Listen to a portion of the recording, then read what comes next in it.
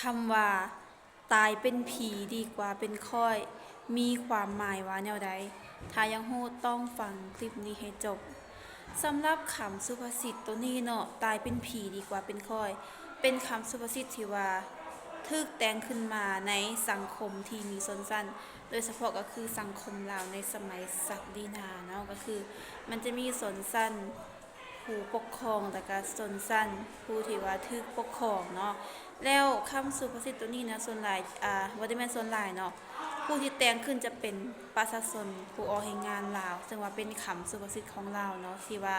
แต่งขึ้นมาเพื่อเป็นสิทธิ์เสียงอำนาจที่ว่าสะท้อนเนาะสังคมเพื่อให้สังคมเห็นถึงความเป็นคนของคนเฮาเนาะซึ่งคำว่าตายเป็นผีดีกว่าเป็นค่อยคำว่าค่อยในหน้าที่นี้เนาะไม่ได้หมายถึงโตเฮาเนาะแต่หมายถึงคอยค่ารับใส่ให้กับพวกคนซัวโดยเฉพาะก็คือเจ้าขุนมุนนายเนาะตายเป็นผีก็หมายความว่าแบบยอมตายดีกว่ายอมตายยอมหมดลมหายใจดีกว่าที่จะไปเป็นค่อยค่ารับใส่ให้กับพวกสั้นๆคนที่บ่ดีเนาะซึ่งว่าความหมายที่แท้จริงของคำสุภาษิตตัวนี้มันจะเว้าถึงแบบการที่ว่าเฮาหั่นน่ะจะต้องใช้ชีวิตด้วยความทุกข์ทรมานบ่มีสิทธิ์บ่มีเสียงถูกกดขี่ข่มเหงมาตลอดหั่นน่ะ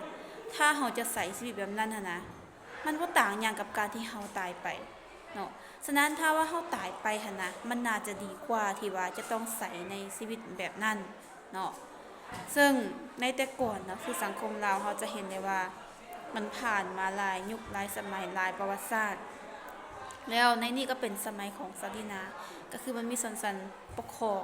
แล้วก็ถูกปกครองผู้ที่ว่าเป็นชนชั้นปกครองก็จะมีสิทธิ์มีอำนาจเนาะแต่ว่าส่วนหลายเขาเจ้าก็จะใช้สิทธิ์ใช้อำนาจนั้นในการแบบข่มเห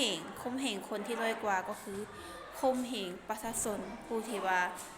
ทุกข์ยากผู้ที่บ่มีเงินค้ำบ่มีที่ดินบ่มีหยังต่างๆหั้นน่ะแล้วก็จะกดขี่เขาให้เขามาเป็นคนใช้มาเป็นค่อยค้ารับ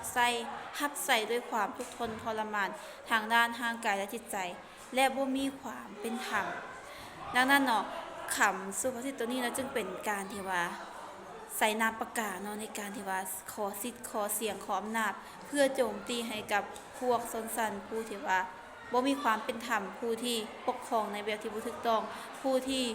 มักกดขี่ข่มเหงสาวผู้ออกเฮ็ดงานก็คือกดขี่ข่มเหงพวกสาวกรรมกรและชนชั้นผู้ทุกข์ยากนั่นเองเนาะ